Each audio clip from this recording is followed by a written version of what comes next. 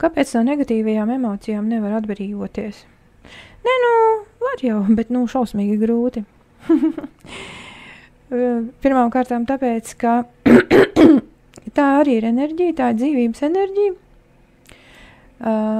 Tāda pati enerģija kā visas citas, gan dievišķās, gan nedievišķās, tā ir tā pati dzīvības enerģija. Bet šī dzīvības enerģija, viņa ir blīvāka.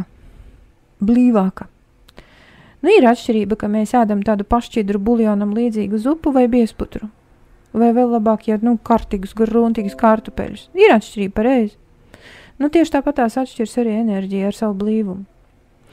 Nepatīkamā tā, ko mēs atpazīstam, kā nepatīkamās izjūtas, tā ir blīvāka enerģija. Tāpēc viņa vieglāk just.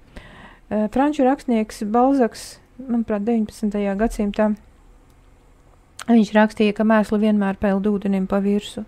Tas ir tas princips. Visa veida sūdus mēs ieraugam pa priekšu. Otrs iemesls, kāpēc nepatīkamās izjūtas ir kaut kas, no kā ļoti grūti ir atbrīvoties, ir tas, ka tā ir enerģija, kuru nevar apturēt. Enerģija nav objekts, to nevar nolikt, reku stāv tur un stāv tur. Enerģija ir kaut kas līdzīgs ūdenim, kurš vienmēr kustās un plūst. Mēs varam transformēt, jā, to mēs varam. Bet kaut kādā veidā no šīm tumšajām emocijām tad ķipā aiziet, ja man viņas tur tāds, man nepatīk, es eju projām pie citām. Tad tas ir pašapmāns, konkrēti pašapmāns, pilnīgi noteikti, tas ir pilnīgi absolūti pašapmāns. Es vienkārši pagriežu galvu projām no vienas puses, ja es pa to logu neskatos, es skatos pa otru logu. Nē, labi, skaties, tur smukāka bilde, bet tas jau nenozīmē, ka tā otra tava dzīvības enerģijas daļa kaut kur pazuda. Psihologi sauc par ēnu. Cilvēkiem patīk sev mānīt. Vēl viens iemesls, kāpēc no tumšajām izjūtām, nepatīkamajām izjūtām aiziet, ir diezgan grūti, tāpēc, ka tumšās izjūtas darbina mūsu fizisko ķermeni, tā ir iegājies fiziskā ķermeņa evolūcijas gaitā.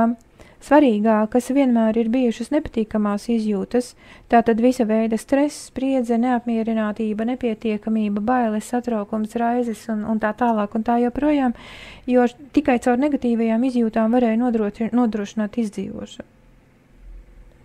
Viņas ķermenī ir ierakstīts, bez viņām fiziskais ķermenis vispār arī nedarbojas. Fiziskais ķermenis vispār darbojas pa lielo tikai caur neapmierinātību. Ja mēs noņemam nepatīkamās izjūtas, tad pazūd stimuls kustēties. Cilvēki mēdz teikt, viņi tagad ļoti bieži saka, enerģijas trūkst.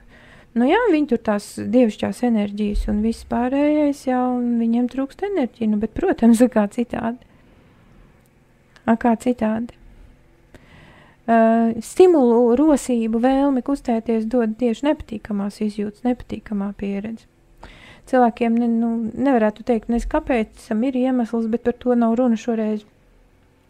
Cilvēkiem tā patīk domāt, ka tad, kad viņi tiks no tom tumšām enerģijām vaļā, tad tās gaišās viņas piemeklēs. Tā tas nebūs. Tas tā nestrādā. Lūk, daži iemesli, kāpēc no nepatīkamajām izjūtām nevar tā vienkārši atbrīvoties. Tas prasa diezgan smalku filigrānu, un tas ir ilgtermiņa darbs. Tas tiešām ir ilgtermiņa darbs, jo tad, kad es esmu kaut kādos retrītos un visur, kur foršā labā kompānijā, protams, ka ir foršas noskaņas, jā, arī tad, ja mēs tur īpaši pie tā nepiedomājam, aizējam mājās un tur ir normāli dzīvi, jā, tur kā jāizķērās aiz skapeļa vai, es nezinu, sasodītie milti izbira bļāviens, jā, tad tagad jāslauka. Tur normāli dzīve ir, fiziskajā realitātē nepatīkamās izjūtas ir daļa no dzīves. Tā kā ja jums šīs nepatīkamās izjūtas ir, tad jūs varat apsvērt šo domu, vai tiešām tas ir tas, no kā jūs gribat atbrīvoties, jo tās būs vismaz 2/3 jūsu dzīvības enerģijas. Vai arī izdevīgāk, saprātīgāk ir iemācīties ar šīm nepatīkamajām izjūtām rīkoties. Un to var iemācīties. Viņas var iemācīties izmantot. Izmantot kā enerģijas resursu, izmantot kā radošā potenciāla avotu.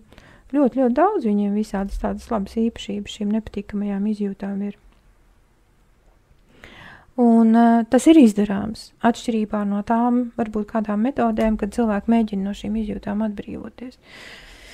pielipinot, piekuļot sevi ar ķēdēm, ar mantrām, ar afirmācijām, ar meditācijām, pie tām gaišajām enerģijām.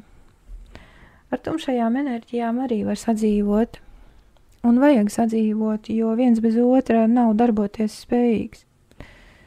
Vienkārši nefunkcionē, rada destruktivitāti. Vienkārši rada destruktivitāti. Ja jums šīs nepatīkamās izjūtas ir, iemācieties tās vismaz pamanīt un respektēt. Tas būs jau ļoti daudz. Vienkārši respektēt, ņemt viņus vērā. Pēc tam varbūt jūs arī varēsiet iemācīties viņas cienīt. Varbūt arī varēsiet iemācīties viņus novērtēt. Bet te jau vajadzēs domāšanu, zināšanas kaut kādas mazlietiņi. Tur nav liela apjoma zināšanas, vispār jau tas ir baigi vienkārši. Bet, varbūt, ka noderēs iemācīties tīri praktiski, ko ar viņām var darīt. To arī var iemācīties atkarībā no tā, cik cilvēks tam ir gatavs. Ja jūs jau jūtaties tik ļoti slikti, ka parādās jautājums par to būt vai nebūt, tad jūs esat gatavs. Ja jūs tik slikti nejūtaties, tad visticamāk, ka vēl ne. Tad ārējā vide tuvākajos mēnešos palīdzēs jums nostāties uz šī melnā ceļa, kur ļoti daudz būs iemesli nepatīkamajām izjūtām, ļoti spēcīgām, intensīvām, daudzveidīgām, bagātīgām, rasnām, treknām, foršām, lielām, kā tādām lielām sliekām, kā tādām lielām dēlēm, kuras piesūksies jūsu enerģētiskajam ķermenim un nevarēs no viņām tikt vaļā, nepatīkamas izjūtas, sašutums, dusmas, aizvainojums, pārbīlis un tā tālāk. Lūk, tad nāciet šurp, tad skatīsimies, ko mēs varam izdarīt. Jo kamēr tās nepatīkamās izjūtas ir tādas kā tievas mazas sīkas mikroskopiskas desiņas, tā teikt paciešamas, baigi grūti kaut ko izdarīt, ir tīpaši ezoteriski izglītoto cilvēku sakarā, viņiem jau ir ļoti daudz spēcīgāki bloki uzlikti virsū. Un tad, kad viņi patiešām grib tikt klāt savai patiešām dziļākajai būtībai tam, par ko viņi ir mācījušies, tad, ir diezgan pagrūti. Tāpēc var gadīties, ka, šiem cilvēkiem vajadzēs spēcīgāku, intensīvāku, treknāku, krāsaināku šo negatīvo pieredzi, lai viņi saprastu, bet es šitā vairāk taču negribu. Un viņos būs sakrājies šis negatīvais impulss jau tik daudz, ka viņi jau būs gatavi pat kaut ko darīt, ķipa mācīties. Tagad viņi nav gatavi darīt, viņi ir gatavi tusēt, radīt šo darīšanas ilūziju. Jo tā galvenā darīšana jau nav jādara ārpus sevis, galvenā darīšana jau notiek sevī pašā.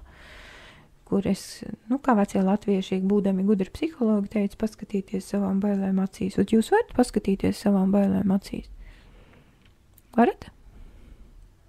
Vai savam naidam, savām dusmām, savai panikai? Varat paskatīties acīs savām, nevis cita cilvēka, bet savām bailēm, savām dusmām. Varat paskatīties acīs? Tas prasa diezgan dūšu, un tāda lielākajai daļai cilvēku tāda nav. Pagaidām tā.